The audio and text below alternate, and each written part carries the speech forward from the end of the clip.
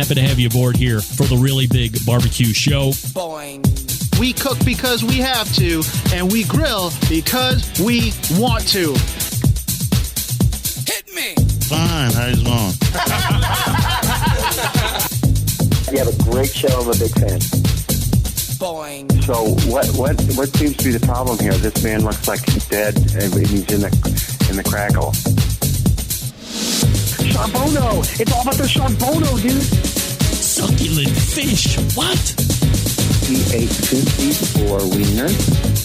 Oh, listen, Lavernius, shake your face. I'm shaking like a dog shit peach seeds. We have top men working on it right now. Top men. And just like that, we are into the second hour. Welcome aboard. It's the BBQ Central Show. We do BBQ Central Show type things on this channel. Important barbecue talk, breaking news, fun and frivolity abound. Strongish Ghoul 9 from Twitch. We want to say hello to the Twitch audience. Twitch.tv/BBQ Central Show. Do you read the chat? Yes, we read the chat. Do I react to the chat all the time? No. I'm doing a live show. I can't react to everything you write. But if it's interesting enough, I might read it to myself. And if it's really interesting, I might share it. Still to come on this show this evening, Sam the Cooking Guy will be in. Also, Travis Magee from MGrills will be joining me.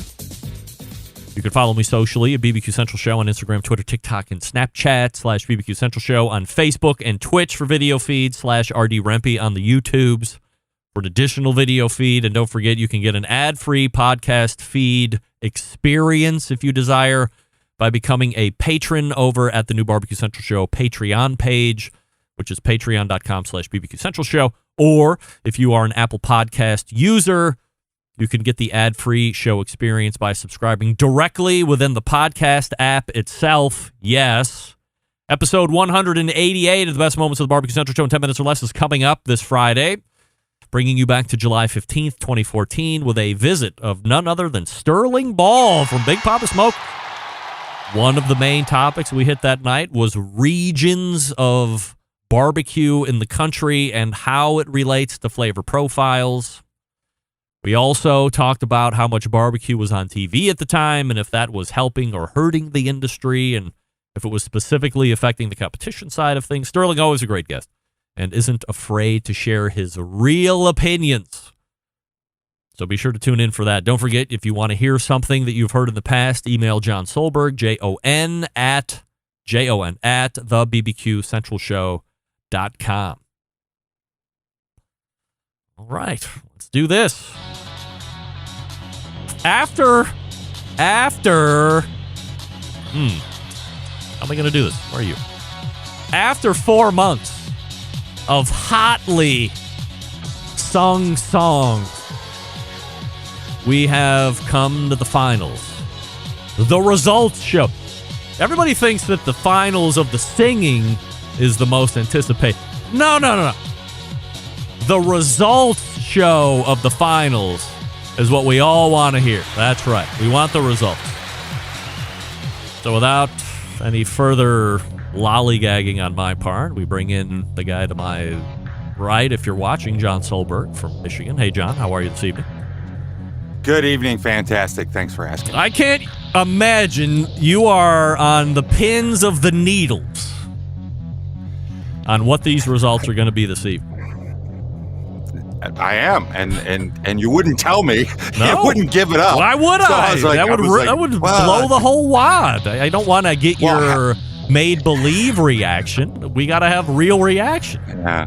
It's like I had to get over it. I had to block it out. I was ruining my day. I was like, okay, he's not going to tell me. Suck it up. Right. 10 o'clock, I will find out who won this thing, and I can start working on the next year. I didn't tell Jeff Rice, even though he knew it was a boat race right from the beginning last season. But here we are. We're in the finals. It's me. It's John. Last week, we sang our asses off live for you. We failed in a rap duet. However, we really redeemed ourselves in our... I mean, who thought we could say this? We failed in a recorded song, and we totally redeemed ourselves in live singing, which is like the hardest thing to do. We somehow pulled ourselves out of the respective gutters and gave people something to vote for. So as you look back on the finals of last week, John, what do you think now a week removed? Not knowing the results of the vote and the voter in, I'm not happy with my performance last week. I wasn't. The live thing brought a different dynamic, and there was a lot of nerves. I didn't have any technical control, and to get to the finals, I used a lot of technical skills that I do have because I can't sing, with my ability to manage the audio, and I'm not manipulating the audio. Just like what people do in a studio. So that was gone. I had no place to hide. It was me and a dry signal going out. I was nervous. I'm just glad that I got through it. It was probably the longest 2 minutes and 37 seconds of my time on this show. Well, it's all come to this. In the next few moments, there will be a Season 2 champion crowned. The voting was rapid. It was intense. At last count, there were and final count, 374 votes were cast. A record number compared to last year, which was the first year, where we had somewhere in the neighborhood of almost 300 votes, I believe. So more votes, which means people like it. 374 votes in total. 8 votes. I said 8 votes. Split winner and first loser.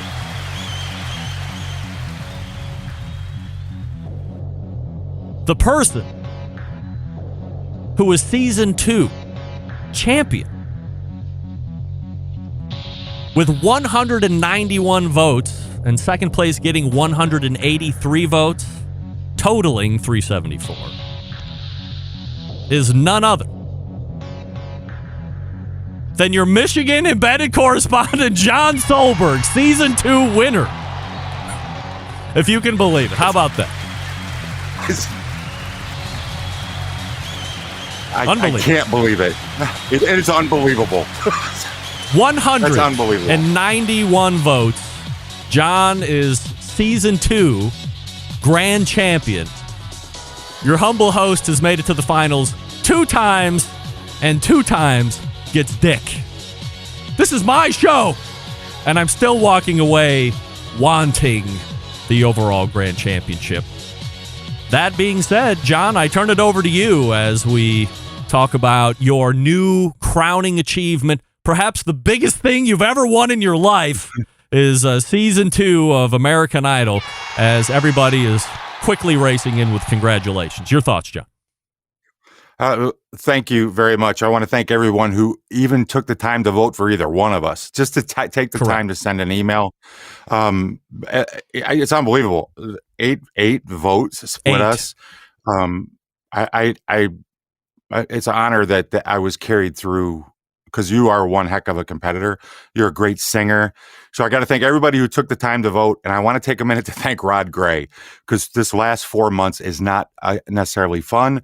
And anytime I would go, I don't want to do this anymore. This is terrible. I'm not good at it. Rod Gray would pop in my head and he would say, just put your best food in the box, turn it in, and let the judges do their thing. So he was my little, mantra in the background. So thanks to all of America. And thanks to Rod Gray. Well, for the next year-ish, you will be wearing the championship belt of American Idol. Jeff Rice obviously was not a repeating champion. And I would assume you will be back for Season 3 to defend your title.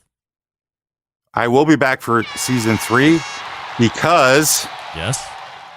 You know what? The harder you work, the luckier you get. So we're not going to blame this on luck. Anybody can land a plane on a river in New York. If you do it twice, you're going to impress me. So I need to come back better, and I need to come back stronger. And I need to. That's a true statement, isn't it? So I'm coming back and going to improve, continue to get better, see if I can make those judges happy again. All right. Well, there he is, your Season 2 BBQ Central Show's American Idol winner. Not me, Jon Solberg. Right there, John. Appreciate it as always. I mean, I'm so close I had 183 votes. On most days, that wins the day. On this day, no. I wind up 8 votes short. Technically 9. 8 votes would have tied it. What happens if it would have been a tie? Would we have had a sing-off? Oh, dear. I don't even want to think about that. But there was no tie. John won by 9. 191 votes for John, 183 votes for me. I can't believe 374 of you people actually voted. Thank you. Which just encourages me to have season 3, everybody. Get ready for next springish. Maybe we get Sam the Cooking Guy to sing. Before we get to him, he's in the green room, by the way. We head on over to BigPopSmokers.com and check out everything that they're offering, the rubs and seasonings. 13 perfectly balanced flavors for you to treat friends and family to, or judges if you're in the competition scene. How about sauce? You want sauce? Yeah, they got it. They own Granny's barbecue sauce. Looking for a new go-to sauce that's going to please everybody? Granny's the one you want to try. Great by itself. Great as a base sauce that you can doctor from there. Aside from the premium selection of rubs and sauces, they're also selling cookers. If you're looking for a versatile cooker that's easy to use, check out that Mac 2-star General Pellet Cooker. Big Poppa Smokers, the exclusive Mac dealer, even offering special packages. Not a fan of pellet smokers? Fine. Take a look at that Old Hickory Ace BP, the only charcoal smoker that Big Poppa trusts on his competition trailer. If you're not sure of what grill you need, call and ask questions. Please, 877-828-0727. Sterling might answer the phone himself and consult with you, free of charge. I'm not saying he'll do that. There's a chance. 877-828-0727 or shop the website bigpopsmokers.com. That's BIGPOPPA smokers.com. We are back with Sam the Cooking Guy right after this. Stick around. We'll be right back.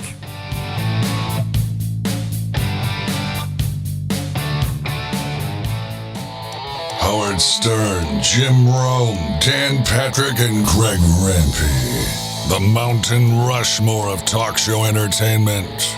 Now, let's get back to the BBQ Central Show. And this portion being brought to you by Pit Barrel Cooker, the most unbelievable outdoor cooking device on the planet, currently available in 2 sizes with a host of accessories. Whether you're a beginner or professional, definitely a cooker you want to add to the arsenal, visit pitbarrelcooker.com. My next guest, blowing it up on YouTube, blowing it up on the internet, blowing it up for his partners as well. And you can find him here on the first Tuesday of each month, talking about food in general. Sam the Cooking Guy. Hey, Sam. What's going on, buddy? It's a hellish week for you, I am to understand.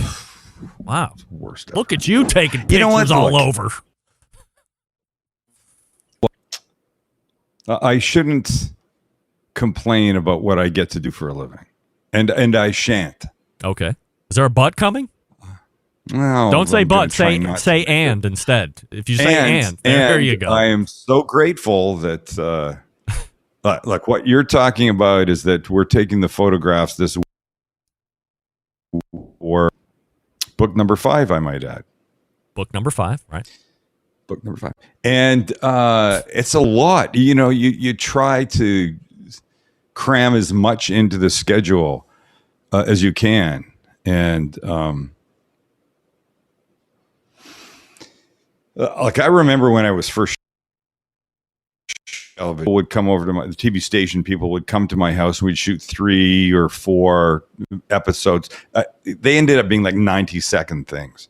And they'd be at the house for 3 hours and they would leave and I would hit the couch and I'd be like, all right, I cannot move for 3 days. I am so and look, I don't work in a warehouse. I don't break rocks in a quarry. I don't teach 5-year-olds, which probably is the most horrible mental work anybody could ever do. But and sometimes physically draining. I am not complaining. I'm just saying that's what it is. And yesterday, so this will be Monday, Tuesday, Wednesday, Thursday, Friday, Saturday for us. So 6 days of this. And it's a ton. It's a shit ton, man. But look, I'm happy and I'm. All right, we're going to leave it there. Let me lead with this tonight as we get going. Go ahead, please. I have nothing. And I'm a sponge. I just want to put a bow on your victory that we talked about last month with the bell, actually 2 bells, getting installed at the meat counter at your grocery store. I got an email from Tim in Oregon referencing that topic. It says, Greg, nice. I too have had the same frustrations with my local meat counter that Sam has with his in San Diego. It's so frustrating to wait and wait for someone to appear from the back room in order to get help. Most of the time, I don't even think they know what they're really doing when I ask them to cut me a steak or do something else that isn't already in the meat case. Bravo to Sam for getting things done. And when it looked like nothing was going to happen, he got it done anyway. Love the show, especially your segments with Sam. Tim in Oregon. Oh, yes. Thank you, Tim. Look at you inspiring. Tim's got to take this into his own. Yes, of course. He's got to do what I did. And look, I did it in a nice way, I thought. Apart from doing it on YouTube to, potentially 3 million subscribers and more people that might watch. So, did I do it nicely? I think so. I wasn't horrible about them. I was pretty matter of fact. And my matter of factness was this. Aren't they there for a service? And if they cannot help the customers, how do they perform that service? And listen, I agree with Tim. At my store, particulars, and there are counter persons. And the counter people, when you go in and you go, hey, could I get that whatever cut about this thing? They go, oh, can't do it. And the meat guy, the cutter, whatever his title is at lunch. And he always seems to be at lunchtime, which sounds logical until you think about how people shop. And plenty of people that don't have time before work or after work, they go at lunchtime. Yes. So why would they take a key, the only place in the store, employee out when there might be people there looking for stuff? I would argue that 1 o'clock to 2 o'clock or whatever the hour, half hour, whatever it is a better time than noon to 1. Yes. So how do they think this through? They don't. It's the bell thing, just in a different form. I'm not going to tackle it. I'm really not. You've done enough good for the folks in whatever grocery store in San Diego. You let somebody else champion that cause. I walked past those ring bell for service signs yesterday, and I got a little proud. If people are standing at the meat case and you're walking by, like, do you walk by and go, I did that? I did that. You can thank me. You can thank me. I would like, no, it would just be this. You're welcome. Yeah, yeah. And they'd look at me and go, what the hell is that guy talking about? Yeah. I did those bells. That's me. One of the things that I noticed recently on your channel was a lack of Sam the cooking guy on a video. And, you'll see every once in a while guys with, or gals with really successful channels. Like that's not even remotely in their thought. They don't want to mess with the brand. Maybe they would skip a day, whatever the case may be. But they feel that they are the main. But nobody could possibly do something else with it. They don't want to even risk it. I myself have had but one fill-in co-host. I think I probably could have some other folks now that we've. It was Steve Ray from Ottawa, Tennessee, before he quit the show, and then he's obviously never been invited back because he quit the show. Of course, we won't get into that. But please, he was a sufficient co-host, and I've always been more of the subscriber that if I'm gone, I want to have a live show, even if it's not me. If somebody felt they could be a host, let me give them a 2-hour shot and see what they bring to the table. Maybe they have a completely different perspective. Mm-hmm. Maybe it's a nice change of pace. Mm-hmm. Maybe it's nice for me to know that if something came up, I didn't have to cancel, and I could replace somebody with a live host that has a completely different perspective on the industry than I have. All great stuff. Long way to go.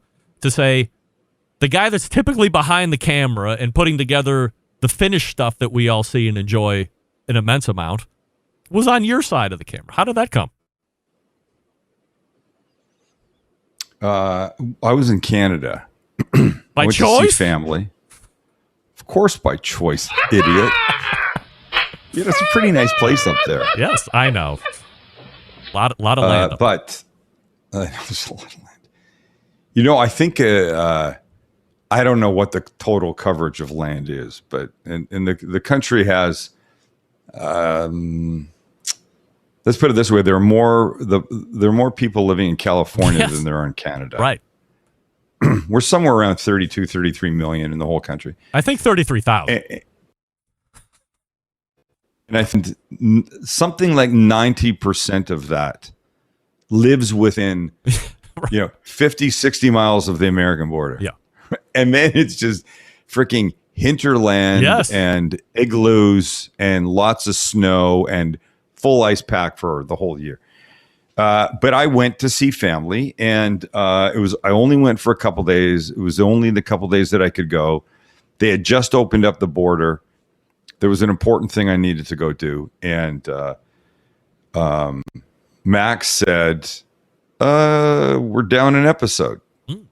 I go, so. Like, what does that mean? You just didn't have one, or one took a dump, or it got corrupted, or what? Sometimes we're not shot ahead. Oh. We'd like to be, but we're not. But sometimes things change for one reason or another. Sometimes we'll shoot an episode that will have an integration attached to it that we can't change. They need to change the day. Whatever it is, it's just whatever. We don't plan for it. We don't like it. We'd like to be regular 3 times a week, and you can count on that. So far, you can count on that. And Max goes, "Okay, I got an idea." I go, "Great. Just run with it." And then I found out, and I was like, "God bless you. Fantastic." In fact, if you want to take over both sides of the camera and let me do nothing in my, advancing years, God bless you. That's why we had kids, to take care of us, to do shit like this, right? Was he motivated previously to do this side of the thing? Or I always thought, look, I don't have any knowledge on this, but I always figured, I mean, he doesn't even mic himself up. Like, I mean, he chirps in, but he has to subtitle himself. I was like, well, at least he could mic himself up and you get some off-camera stuff. But he doesn't even do that, which then made me think, well, if he doesn't want to mic himself up, he definitely doesn't want to come around the camera. And then when you've asked him to come around, he's like coy and shy. I didn't know if he's just deferring to you and showing reverence or what. No. It's not reverence. Honestly, Greg, he just does not like it. It's not his thing. He doesn't want to do it. And he did it, and it was very successful, and it was a lot of fun. And if you don't know, we're talking about my son that shoots and edits the show, filled in my spot. Yes. I mean, you started to say that, but I don't know if people maybe they didn't get it. And he hates it, and he did it, and he did an exemplary job. He swore more in one episode than I think I've sworn in the past 30 episodes. It was insane. It was unbelievable. It was what do they call it? It was gratuitous at points, it seemed. Well, it would have been gratuitous had he been doing it for a fact. But he was doing it because of his frustration level. Look at this guy. It did not go the way I love watching this. Like right there, you can see the disdain in his eyes. Like, oh man. I know. It's crazy, but it was fun, and I liked that it happened, and that was good. So, do you think that he to match your size? Do you think that he gets, or do you think he gained a much needed perspective of what it's like from the other side? I think there is a easy 1,000%. way to go. People listen to this show all the time, and they write me in, "You suck. You should do better at this." 30, 40 emails a week telling me how bad the show is, and they're never going to listen again. I wish I only got 30 or 40 emails a week telling me how shitty I was. Well, you're a much bigger audience than me, so it's all scaled. So I think, well, easy for you to say, mister. Why don't you give it a shot at hosting a live show for 2 hours, making it entertaining, asking informative questions, and then more importantly, doing all the research behind the scenes? You think you could just casually stroll in 2 minutes before showtime, bump on, and just be able to bump your gums for 2 hours and make it entertaining? I think you might find a different set of reality after you've tried it. Yeah, he learned a little bit from that. Yeah, he had a new respect for what I did, and but I have mad respect for what he does. Of course, his thing is his side of the. It's I can't do that. You know, people have said, "Here's what should happen: Mac should cook, and Sam should shoot and edit." I don't know that's anything anybody wants to see. I could shoot. I know how to shoot. Yeah. I've been in enough in front of the camera moments that I know what to do. I could self-edit. I know what I would need.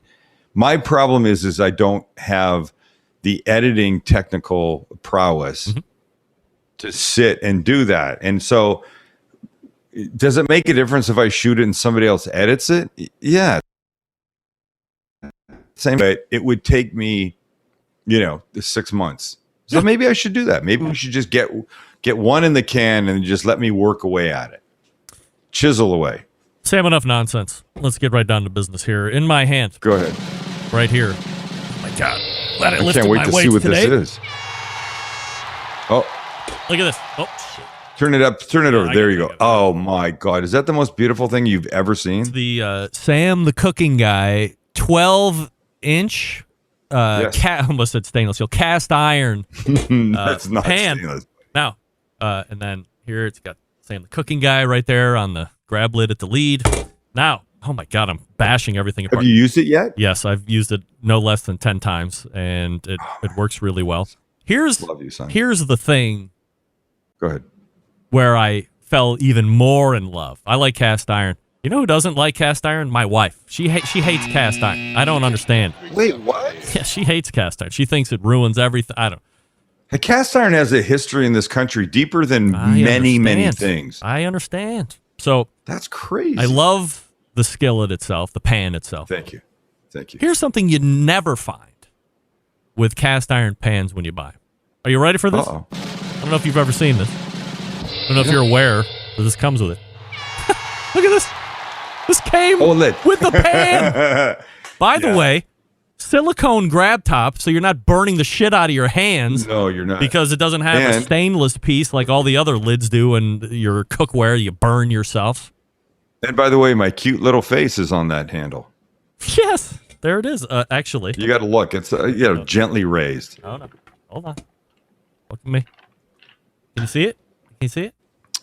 I can see it. Yeah. Oh, damn it. All right. Yeah.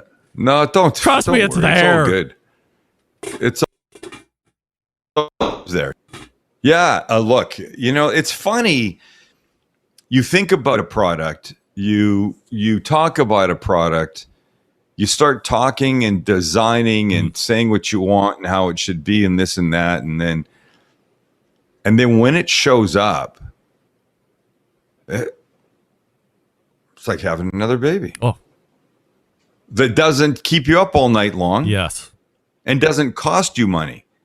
And could actually make you money. Yes. So it's actually nothing like a baby. And will be around quietly for generations to come. No yapping, no asking for money, none of that. Forget it. Absolutely. Yeah. Yeah.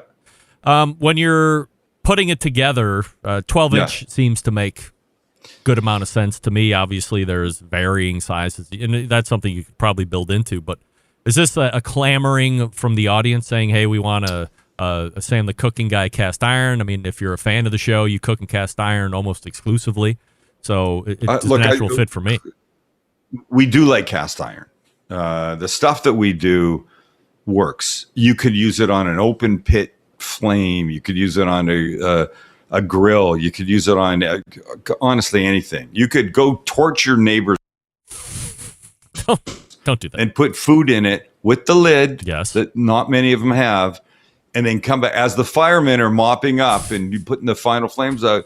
you'd be, excuse me, I just need to get something, and out it comes, and you've got like some leg of lamb that has been simmering away in that braising slowly as the house burnt to the ground in that thing. But so as we thought about it, we knew we wanted to do a cast iron pan. And we thought about the size, and there are varying sizes. And this was the one thing I said was this: look, I don't know that we'll ever do another one, but let's make one that could do 2 chicken thighs or 22 chicken thighs. Let's just make one big one that I'd feel cooking in cast iron to me feels like you're cooking for a bunch of people. I don't think you're whipping out cast iron for just you to make one little thing. Agreed. So if you're going to buy a cast iron pan and you only want one, buy one that will handle a multitude of things that you're going to do. And 12 inches was the one that made sense for us. Look, there's all kinds of other ones. There's deeper, there's wider, there's tall, whatever. The one just wants to buy one pan. Let this be their pan. I don't have to go, 40 other pans. Even though I have 6 of my grandmothers. 8-inch, 10-inch, 12-inch, 14. This one, no handles, big handles, little, that kind of stuff. Did you want to put in a lid, or were you coached in on that? No, somebody suggested a lid at some point in the process that I hadn't thought about. And then when I did think about it for like 30 seconds, I went, genius. Yes. Why I have pans that don't have lids, and I do what everybody else does. Yes, mismatch. The foil, the this, the that. You're trying to figure out how to, jerry rig. Hey, where'd that expression come from? I guess. Maybe somebody could tell us. Somebody smart is watching. I know who is watching right now. The guy that's coming up, that's waiting in the green room. Will be. You want me to bring him in, see if he knows? Let's find out. Yeah. Right, hold on. How can I do this? You there, Travis? I'm here. Travis, this is Sam. You got everybody. That's Sam, the cooking guy. That's Bob Shingler above me, but he's actually not there. It just held his shot. Don't worry about him. Travis, do you know where the term jerry rig came from, by chance? No, I was just about to Google it. Oh, really? I have no idea. All right. Well, fantastic. You Google that, and when I come to you here in a couple minutes, then we can figure it all out together. So, all right. Hey, so nice seeing you, by the way. There he is. For 2 seconds. Travis Magee right there. He's the creator of MGrills. You can go to mgrills.com and check out what he's giving to the live fire offers. All right. Nice. So where can people go grab the pan, Sam? Shop STCG.com. Shop STCG.com. And they're in stock? Absolutely, 100%. All right, 100%. Did you get 500,000 to go right off the bat so you didn't run out of stock? That's a magical number for you, Mr. Rempe, isn't it? Everything is in 500,000. It's in 500,000 increments, or you're risking running out. You got to have the right inventory for crying out. Everything. That's right. All right. Did we, before I go, did we cross the threshold yet, or are we still holding firm at 2.99? No, we're at, hold on, let me give you just a live update. Stand by, update? hold on. No, I don't know. What is this? Why am I? Hold on. Shit. Why does my junk not work when my junk? Why are you pretending like you don't have this thing ready to beep the minute you cross over 3 million? We're like 2,500 people away. 2,500. There's more people than that listening right now. If you're not subscribed to Sam, go over there right now and subscribe. We'll push him over tonight. Please take us over the 3 million. What are you doing? Because once we hit 3 million, we're giving away a bunch of cool shit. Yes, that's right. And when I say shit, I don't mean actual shit. Actual that would be stuff. Can you imagine? That would be. Can you imagine? That would be shocking. A box shows up at somebody's house. We told you we were sending you really cool shit. What'd you think we meant? Free products? Yeah. Forget that. Oh you can find Sam the Cooking Guy over at his website, thecookingguy.com. Watch him on social media, and of course, or follow him on social media. Watch him over at YouTube as well, where you can get videos 3 times a week. Go buy the new pan, get the knives, of course. Sam, always appreciate the time, my friend. Love you, man. All right. Thanks, buddy. Love you. There he is. Sam the Cooking Guy. All right. Let me do this piece of business real quick, and then we will get to Travis Magee. From MGrills, I'll talk to you quickly about Yoder Smokers. They design and build all of their products right here in the States, and building pride through craftsmanship and world-class customer service. It's the backbone of how they built the company. We know this. The approach translates into what can be a truly bespoke style product that elevates gatherings, friends, and family. They're honored to have a trusted place in the backyards of America. From pellet cookers to wood-fired offset pits or charcoal grills, consistent blue ribbon flavor has become synonymous with the Yoder Smoker name. Make no mistake, Yoder Smoker's flavor-driven design is unique to each style of pit, and the team has developed their cookers to perform time and time again while outlasting the competition for generations to come. It's this generational thought that's rooted in the handmade products and defines the integrity of the core values. American-made, quality, endless flavor are the benchmarks of Yoder Smokers, and you can find them at the website yodersmokers.com. That's yodersmokers.com. Grab yours today. We'll be back with Travis Magee from MGrills in 2 seconds. Stick around. We'll be right back.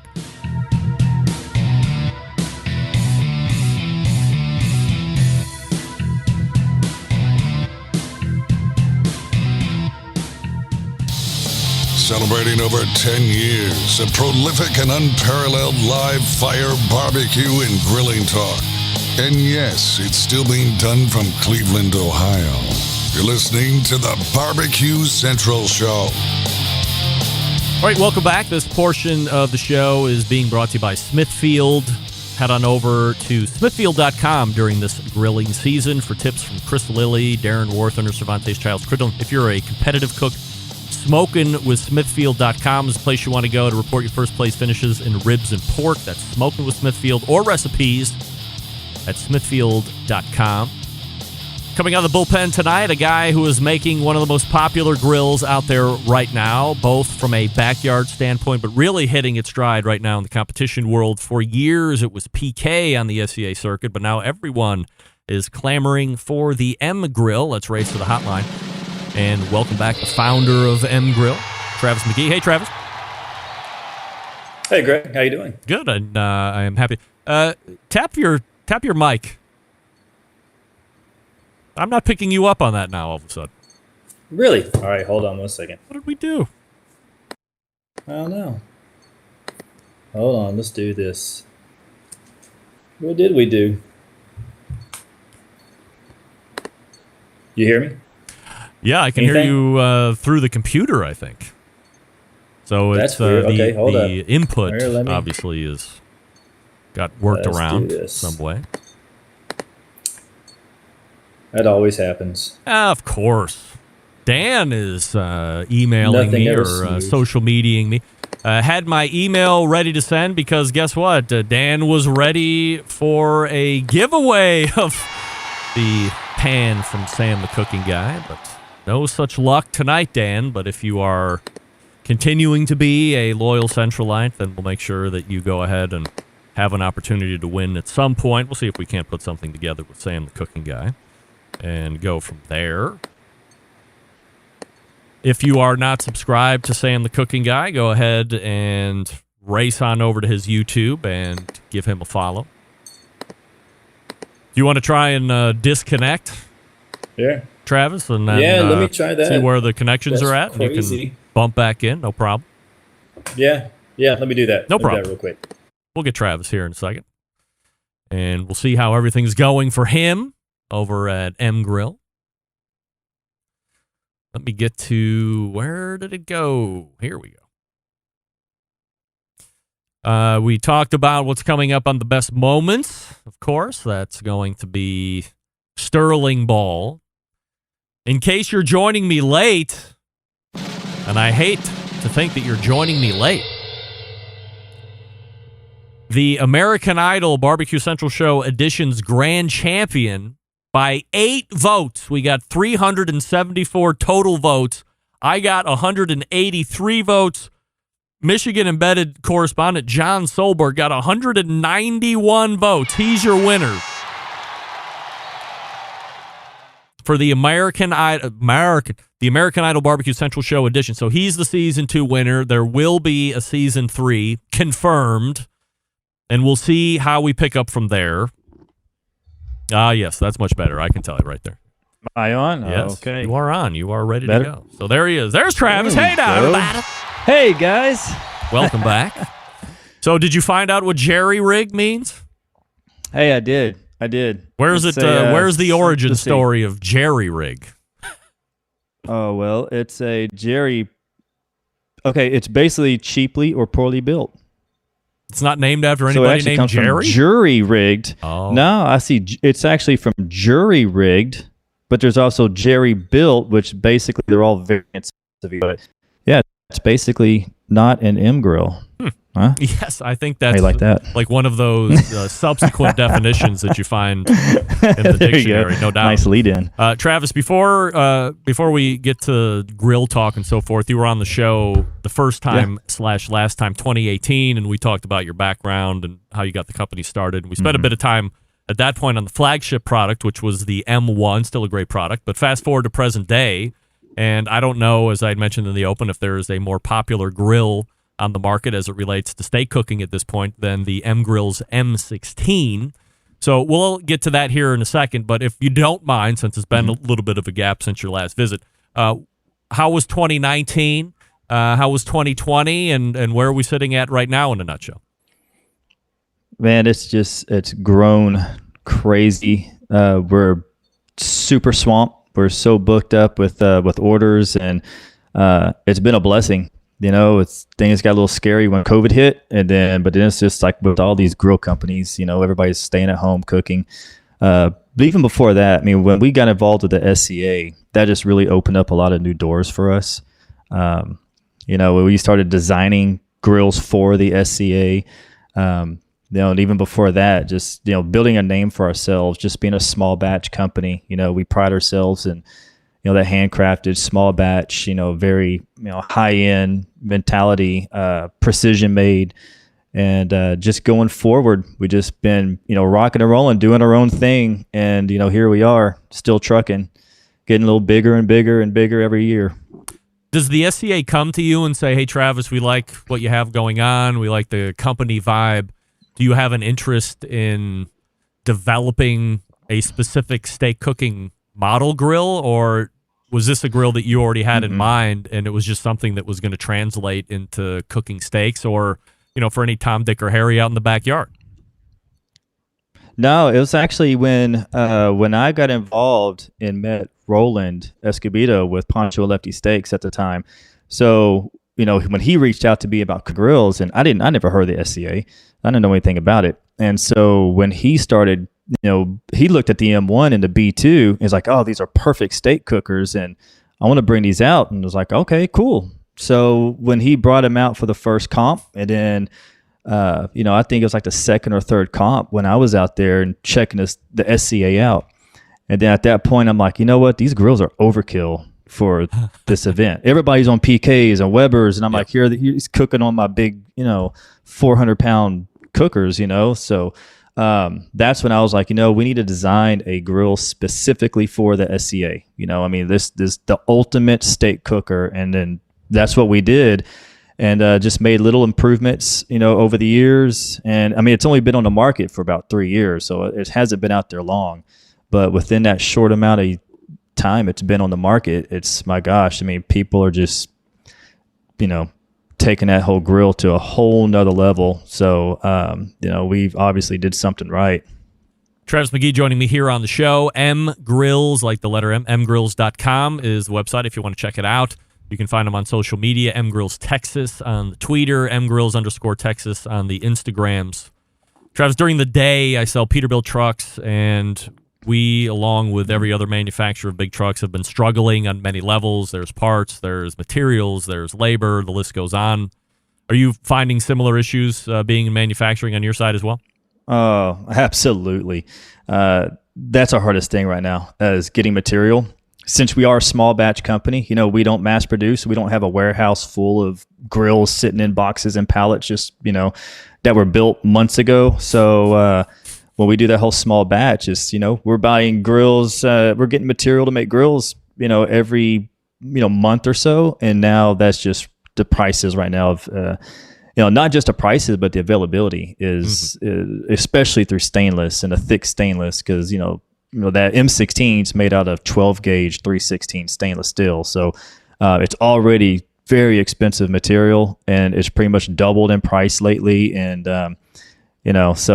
we're having some issues of trying to make them fast enough. The orders are just still through the roof. And, but we're doing the best we can to get stuff out in a timely manner. How do you overcome some of those? I would imagine if a customer's, I got customers that have waiting for trucks now for 2 and 3 months, and they're still pushing out because there's no real availability to be able to schedule forecast builds for Peterbilt. So are customers calling you and saying, hey, we understand? Or are they like, hey, I don't really give a S. I put in my order 2 months ago, and I want this grill for crying out loud.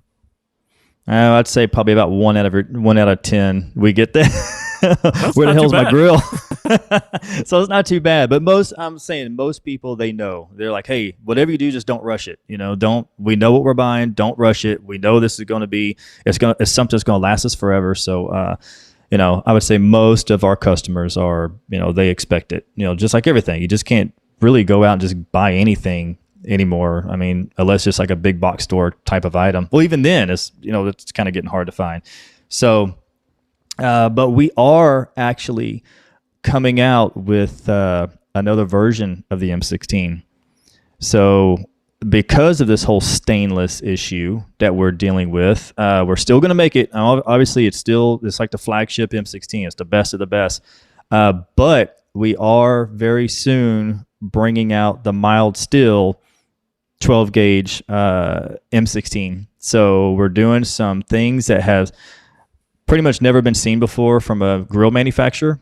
And so we're doing a lot of testing with it right now. So even though it's not stainless steel, but it's got a special coating that we're working on right now that's going to be pretty unique. And so we're going to be bringing out the M16 at a pretty much an affordable price point, and much easier to obtain because it's not too bad getting a mild steel, but that stainless right now it's almost like a unicorn. We're chasing that unicorn, trying to build grills. If we circle back to the M16 just for a second, not that we were off of it, but as I had mentioned, it's as hot as it gets right now when it comes to steak cooking. Did you notice a particular point over the last 2 or 3 years where the uptick really started and you were like, that's the point where, everybody liked it, but this is the point where everybody loved it? I would say when we got introduced with Sandy and Tim Brown. So when it was, Ken Phillips with the SCA introduced me to Sandy. I was like, hey, you should, talk with them. And, so we talked with Sandy and Tim. And the minute when, they got their M16 and just when they raved about it and they started winning, that point, that was, that pretty much changed everything for us because the M16, we're going against PK and, Weber. Some big grill manufacturers have been out far longer than we have, and they look at this other grill like, I don't know, what is this? I never heard of it. And there's some parts of the country where, people are still like, I don't know, you go to a comp, you don't see an M16. But I would say up here, like in the Midwest now, the M16 is huge. Down here, it's huge, the Texas area and, the Mississippi and Alabama. You're starting to see a whole lot of M16s. But when Sandy and Tim, and then when she, of course, this whole past year when, she won the U.S. points championship, and then Marissa Overson winning, the world championship both on the M16s. And then, you got Matt Overson and, with his success. And it's crazy. Jeff Jake, I could just go on and on and on with all the people who are just really out there kicking butt on that grill and vouching for it. And this, and something about this grill is like, we're not giving them away. This is something that, my ambassadors, they're paying for them. And, we're not just kind of giving them away and, hey, tell us what you think. And, we're not that type of a brand. Our stuff is very expensive to make and we're a small company. So, we do what we could do, but, we're not just kind of hand them out like Tic Tacs and just hopefully people win on it. They're putting their money where their mouth is and they're out there kicking butt. So, I would say Sandy and Tim Brown, it's, they really changed the game for us, and, the Oversons, and I mean it's been phenomenal. For those who aren't familiar with the M16, what makes it unique? What are some of the best features and benefits? I would start off first with, not just, the build quality. Yes, the build quality, the longevity you're going to get out of it. But realistically, it's the airflow design, the way the shape of the grill, the airflow, the way it's gasket sealed. So it's so precise, that grill. So that it has thick steel. So the steel's, 12 gauge, 100,000ths of an inch thick. Very unique. A lot of grills out there don't make, their stainless grills are like 16 gauge or 18 gauge stainless or less. And, this is very thick stainless. So gasket sealed lid. The airflow flows directly underneath the charcoal basket. So it's never, you don't have any temperature spikes that are going and, wind airflow that's just directly hitting your charcoal. And, the dampers on the lid, on the side, so you kind of got more of a consistent flow of heat that goes over your food than just kind of straight up out the lid, where that can kind of give you some hot spots and cool spots. Where the whole thing about it is just it's so precision, and the temperature control is just outrageous, and it's super efficient. So it really is just the best of the best out there. Heck, we had James Cruz at Memphis in May, the world champion this year in ribs. I was lucky enough to go cook with them on their team, and then we actually used the M16 and set in the ribs for the world championship table. So there's so much versatility in that grill that it really is an amazing little cooker. Price point and availability. Price point, the grill itself, tabletop grill, is $850, and that comes with a full set of grill grate panels. It's pretty much everything ready to go. We do have these new folding carts that are designed here that we just released. And we have one for the M16. We have another flat top that's, actually for our C4s. But, it's a great collapsible cart, 2 different height settings, and that retails for $350. So all together. But, you're looking right now at availability that we are probably realistically about 6 to 8 weeks lead times right now.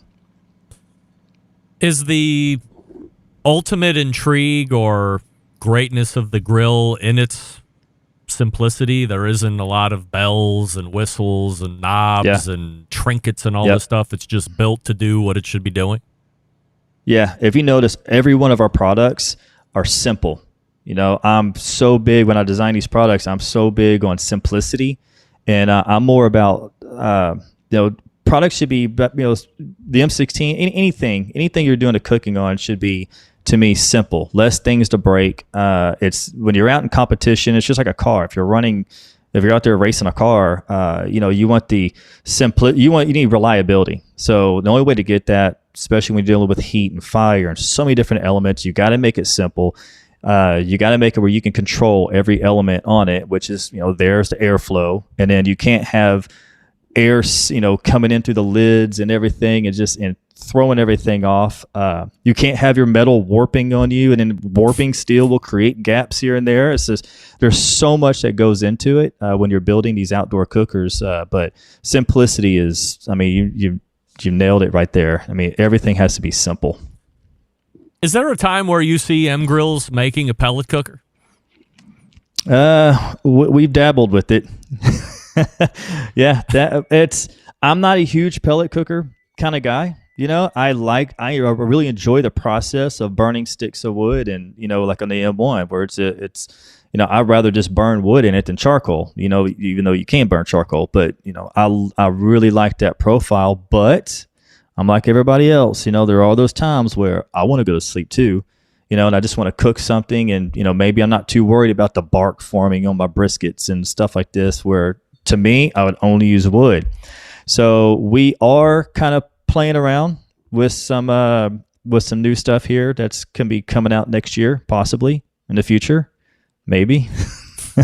Nothing to be revealed here on the show, though, exclusively this moment. Nothing yet, but we are working on some stuff that's I think it's really going to blow some people's minds. As far as products, I know when we were sound checking last night, I was sharing some off-air conversations that I had with my first segment or first hour guest, Bob Shingler, the founder of Evo, and there's different kinds of people out there in the world. There's inventors and, real like mindful type folks. You're certainly one of them. I mean, you've taken this company from, where you started to where you are today. You have all these different innovations. You've had revisions done on the most popular stuff to make them even better. And that's all driving from you. I mean, certainly you're getting input from customers and stuff, but originally this stuff has to come from somebody, and that's coming from you on the MGrill side. It was coming from Bob over on the Evo side.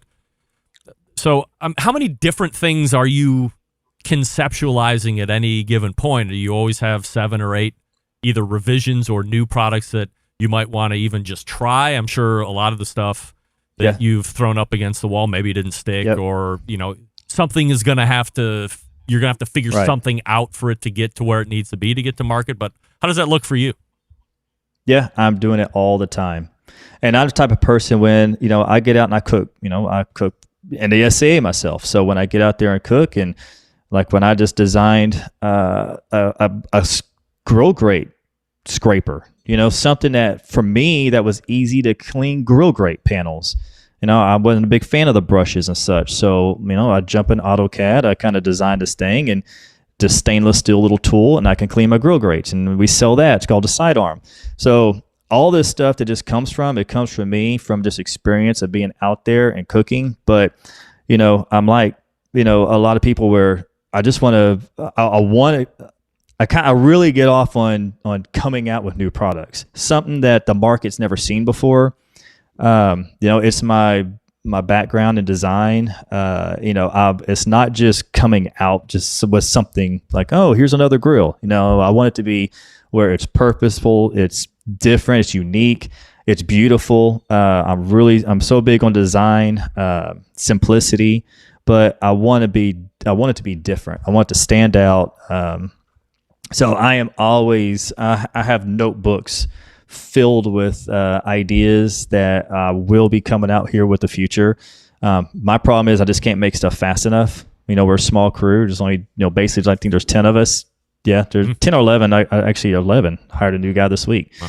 So there's 11 of us. All we're doing is just building grills in the shop. But I have notebooks of products that I'm just itching to release.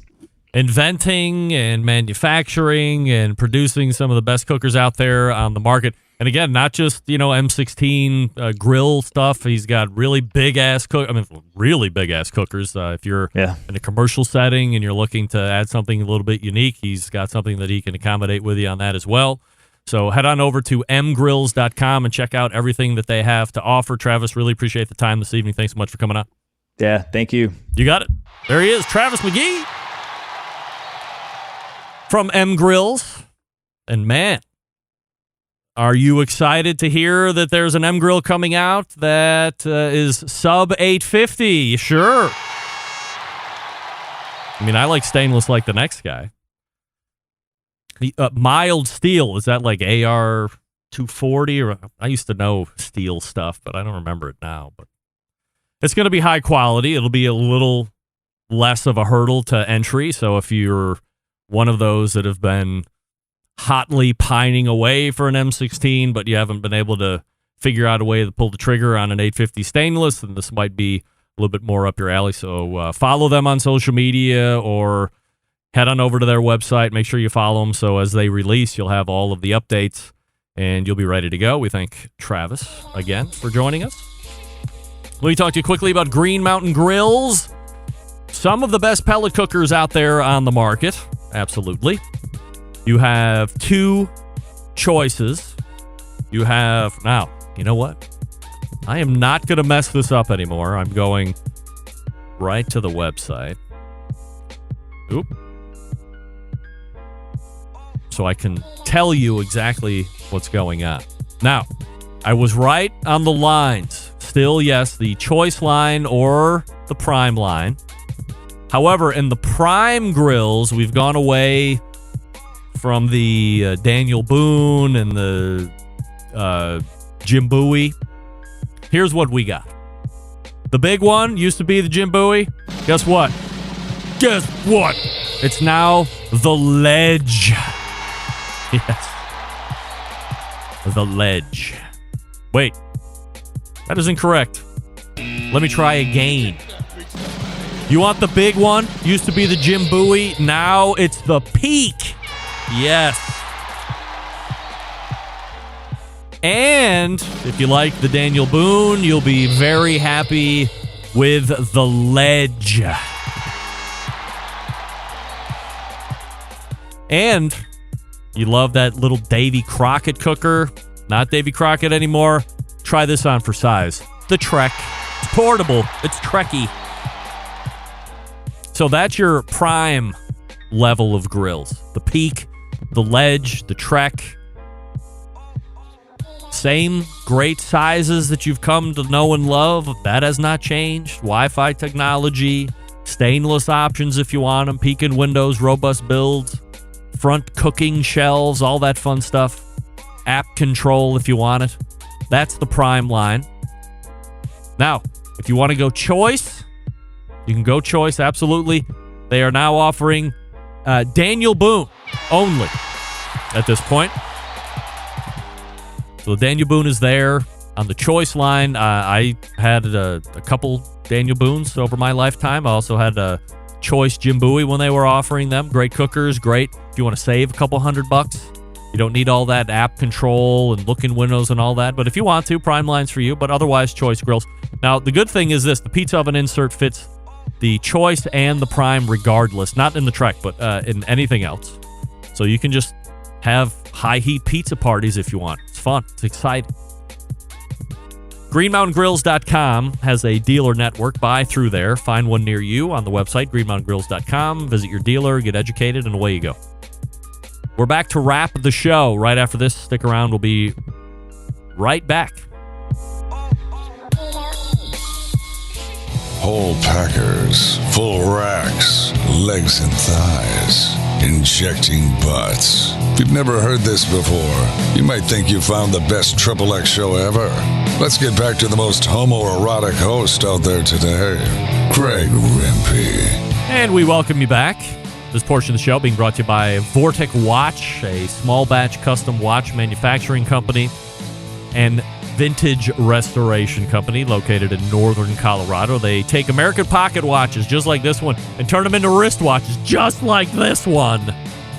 Their mission, preserve and enhance the legacy of manufacturing excellence in America. In order to do that, they combine traditional and cutting-edge technology to create unique, quality, functional timepieces with exceptional value. And here's the coolest part.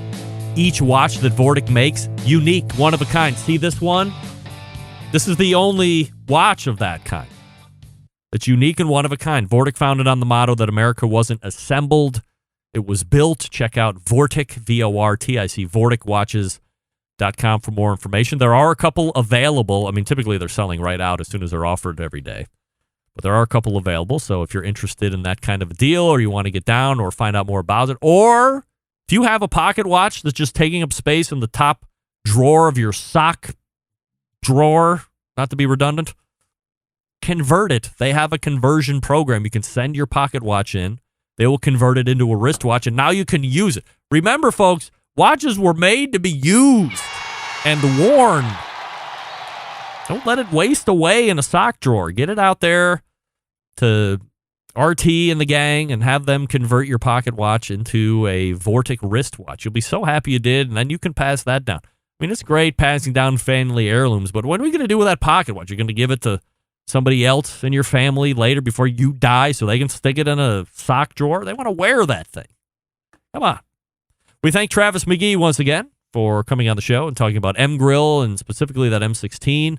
If you're just tuning in, if you think the stainless is just a bit too much, there is going to be a lesser cost option, but not lesser value, if I'm saying that correctly. It'll be made with a mild steel, Travis was saying.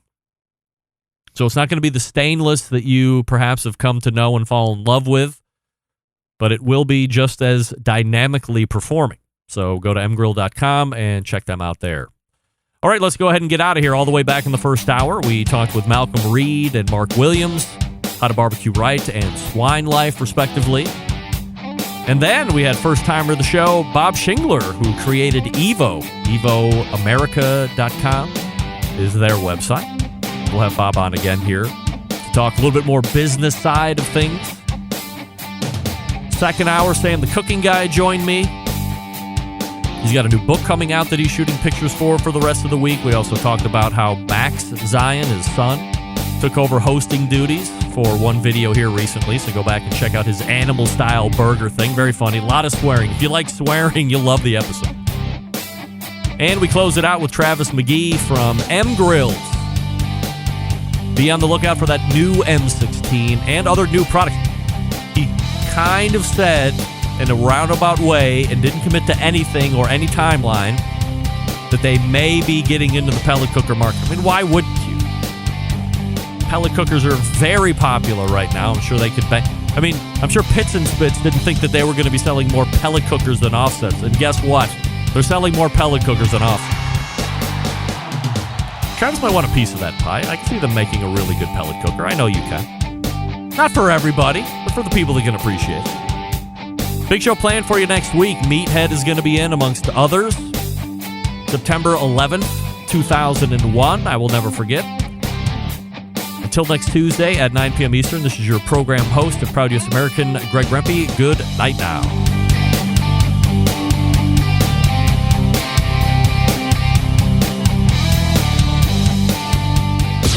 This is Doug Scheiding of Rogue Cookers, Texas Embedded Correspondent.